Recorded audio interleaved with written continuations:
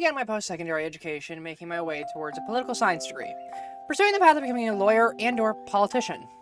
At the time, I was a white man with the audacity of one, thinking I alone could change the system from a small town and big city. And maybe I could have, but my first 2 years of university, being in a pandemic, doing school from home, with a few optional art classes, changed my mind. Oh, and I found this streamer. You might know. His name's Hasan Piker. He pointed out to me the incorrect politics I was taught.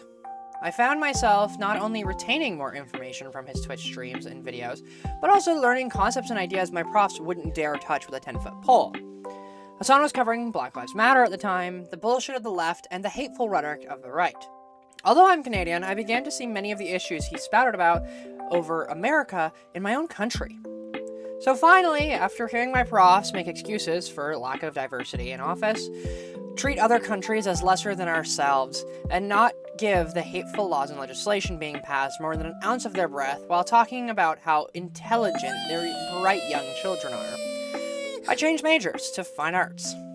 While my profs further spread unfaithful information, there was this himbo on this purple app that was educating those who were shunned by the world on complex topics. He wasn't nice, he wasn't liked. He's Hasan. He's charitable, he leads with empathy, and most importantly, he's accountable and understanding. So indulge me as I, a political science major dropout, explain to you how an idiot himbo taught me more about politics than anything I learned pursuing a degree in politics. Also, don't be a moron and think that I'm saying don't go educate yourself. If you have access and resources, please go get educated. Hasan's success hinges on the unique standards in which he has not only become a media personality, but also how he has maintained his infamy. After all, I'm sure there are a wide population of people that, if this shows up on their recommendations, they will instantly hate bomb the video for even mentioning his name. Hasan's massive climb to becoming one of the biggest streamers and definitely the biggest political commentators on Twitch came during the time of high stakes and high tension, the election that went down in history as America's beginning of the end, Trump's election. You see, at the time tensions were high and everyone who wasn't concerned with politics became invested, especially young adults or those who were becoming young adults, such as myself.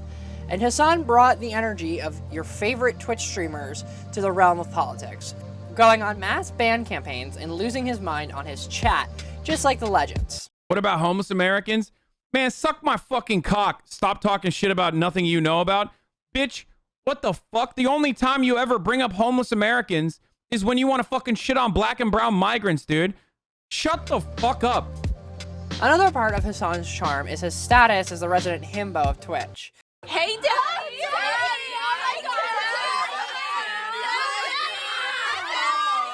You see, most political commentators are old men with nothing to do. And although Hasan is breaking on 32 and has spent most of his time rotting his brain, live streaming, or doom scrolling, he has obtained the status of himbo for years. Hasan never claimed to be an intellectual, and he is perfectly fine with the status of being a glorified babysitter. And babysit he has done, dealing with some of the most brain-dead takes coming from all sides of the political spectrum.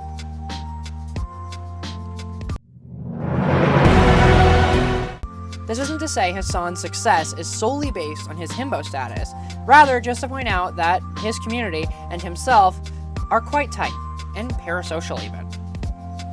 Now, parasocial relationships, before I go further, have been under heavy scrutiny in recent years, and it's not completely unfounded. However, in order for the internet to exist, how it is and how it will be, there must be a level of parasocialism, which I did find out wasn't a word recently. For good and for bad. All content creators have parasocial relationships with their audiences. As a content creator, you can't control the baseline parasocial relationships that happen. However, you can feed into them and abuse them. That's when it becomes a problem. That's a quote by Adam McIntyre, and it truly does, I think, encompass most of my thoughts around parasocial relationships in an online media space. Speaking of parasocial, you truly can't talk about Hasan without talking about the entire media complex industry that has been created around his IP and his content. That's good. Okay, that's good. Yeah, that's... Alright, that's good. Okay. Alright, okay, alright. Okay, that's good. That's good! I have been subscribed to this man for over 3 years, and I still get more recommendations from channels that produce content about him rather than him himself. And this isn't to hate or judge. After all, Hasan has given anyone who wishes to use his copyright permission to do so. Get your coin. This is yet another way in which Hasan has changed content creation and commentary as a whole.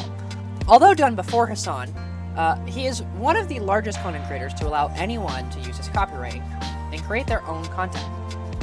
He sets a precedent that allows smaller and other content creators to create content without the fear looming over their heads of their fave content creator coming down on them with the copyright hammer of justice.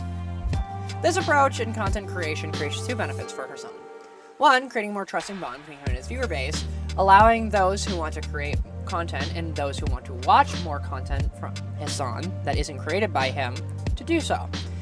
It also further exposes him to a wider audience across a plethora of platforms, and a similar growth model that trans ally Andrew Tate has taken approach to. I suppose they share more than just political ideologies. Hasan is more than just politics, though. As with most who reside on Twitch, he's a true gamer. Tens be damned, and Tarek as his duo, Hasan's approach to gaming truly is innovative. No matter the genre, Hasan has achieved the impossible, losing at every game imaginable in ways I never knew were possible. Yo, plant, dummy. Hey, plant. Enemy spotted A. Plant. Plant. Plant. Oh, I have it. Oh my god. It's Oh not my god, I funny. have it. I thought she had it. Alright, although gaming isn't Hasan's forte, his connection to the gaming sphere on Twitch on a greater scale has allowed him to achieve some pretty amazing feats for both the political side of his broadcast and for the gamers. He managed to unite both by playing games with AOC, Tarek, Valkyrie, and many more, bridging the gaps between gamers and politics, both coexisting and thriving. Hasan uses momentum from these streams to bring attention to so many different issues that he has interest in, such as across-the-sea wars, natural disaster aids, and the attack on women, queer, and POC rights, even managing to get gamers to care about strikes of all things. With all that said, Hasan has not always walked down the Olympic road. From buying a house suited for the Kardashians, to attending a brothel on a trip to Germany, to paying all adoption fees for shelters across LA, Hasan has certainly seen his fair share of public disdain. Now, if you're unaware, those controversies are relatively tame and, frankly, ridiculous. But they are important in defining Hasan's career path and his current and future. The black and white nature Hasan has created in his personality on the internet. He is a leftist that is hated by the left. He believes in trans people, so the right can't stand him. He believes in sex work, socialized medicine, defunding the police, and allocating resources to those who need it. Sees homeless people as human beings rather than hindrance, and many more. It is for all these controversial opinions that he garners more hate than a wide array of your favorite creators. Everyone has controversies, but no one gets shamed like Hasan when they buy a house. No one sacrifices a bag for their ideals as much as he does, and no one gets eaten out by the same people he fights with to receive more hate than thanks. As a member of Haas Twitter, or Haas X now? What do we call that? Regardless, at this point, Hasan gets so much shit from all ends, even his fan base makes jokes of it. More often than not, you will see Hasan's fans making fun of him over supporting him. It's the community he has cultivated. It's what he represents. Representation is, in my opinion, one of the most important aspects in modern-day media, because those who feel seen and heard don't feel the need to hurt. Those who hurt feel threatened, and those who are threatened push those around them lower to bring themselves up. I'm not having to say Hasan is a beacon by any stretch, nor am I sure he doesn't want that label. What I am saying, Hasan represents that there are places in this world for those who have been wrong. He leads with empathy and believes anyone and everybody can change. Change is something that everyone is capable of, in both good ways and bad ways. Once upon a time, if you will, there were two people who were best of friends for most of their lives, brothers even. One went to university to pursue political science, become a lawyer or a politician. One went straight into the workforce. One found someone like Hasan, a man who spread ideology they had never heard before, unless it was through the lens of an education system that not only hated these ideologies, but also them as a person. The other got closer to his right-wing leaning family, and he fell down a right-wing pipeline. A pipeline I myself have been down before. No matter how much I resisted learning about the trans agenda or the injustices in this world, no matter how many facts I ignored, my feelings were still hurt. No matter how many right-wing pipelines I went down, I was still bitter and unhappy. I was a trans non-binary person, and although Hasan did not get me to that realization, he was the first time in politics that I felt included in the conversation. Not that I was the subject of the conversation, that I had a seat at the table. He was the first to get mad on my behalf. I didn't see myself in Hasan, but he saw me. Regardless of if it was the person sitting at my desk typing this, or if it was the idea of a trans person being a person. He saw that I had the right to exist, something that even the person that I spent most of my formative years with couldn't see.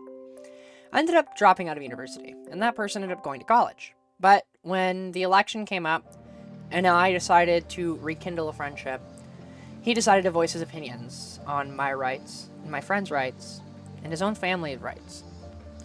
I like to think that if he was introduced to someone like Hasan, like I was at the right time, he could have changed, and could change still. As I said, everyone is capable of change. I just so happened to change in a fulfilling, meaningful way that made me see who I really was. And he changed in a way that I couldn't stay around anymore for. This channel is widely going to consist of love letters to media. And I wanted to make a video on a part of media that I think is shaped an entire generation but has gotten little to no credit. Content creators.